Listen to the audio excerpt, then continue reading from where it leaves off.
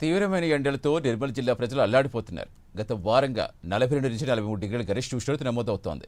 రాబోయే నెలల్లో ఎండల తీవ్రత మరింత పెరిగే అవకాశం ఉంది. ఈ సందర్భంగా చిన్నపిల్లల విషయంలో చాలా కేరింగ్ తీసుకోవాలని చిన్నపిల్లల వైద్య నిపుణులు రమేష్ తెలిపారు. వీరినంతగా నీటిని లేదా ద్రవ పదార్థాలు ఇవ్వాలన్నారు. బయటకు వెళ్లేటప్పుడు తెల్లటి బట్టలే ధరించాలని, గొడుగు వెంట ఉంచుకోవాలని సూచించారు. చిన్నపిల్లల నుంచి పెద్దవాళ్ళ వరకు చాలా జాగ్రత్త ఉండాలి. ఎండాకాలం ఈ వచ్చే 2-3 నెలలు సో అత్యవసరం అయితే తప్ప బయటకు అసలే వెళ్ళకూడదు. అంతా అనుకుంటే పొద్దున ఉదయం వెళ్ళాలి, లేకపోతే సాయంత్రం వెళ్ళాలి.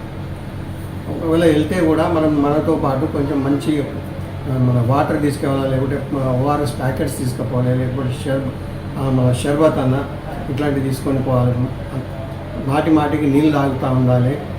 బట్టలు కూడా చాలా లూజ్ బట్టలు, కాటన్ బట్టలు వేసుకోవాలి. అవి కూడా వైట్ కలర్ బట్టలు వేసుకోవాలి. గొడుగు కూడా నల్లటి గొడుగు ఉండాలి. తెల్లటి కలర్ గొడుగులు కూడా ఉండవద్దు బయటకు వెళ్ళేటప్పుడు. ఓన్లీ అప్పుడే పుట్టిన పిల్లలకు కూడా చాలా జాగ్రత్తగా ఉండాలా.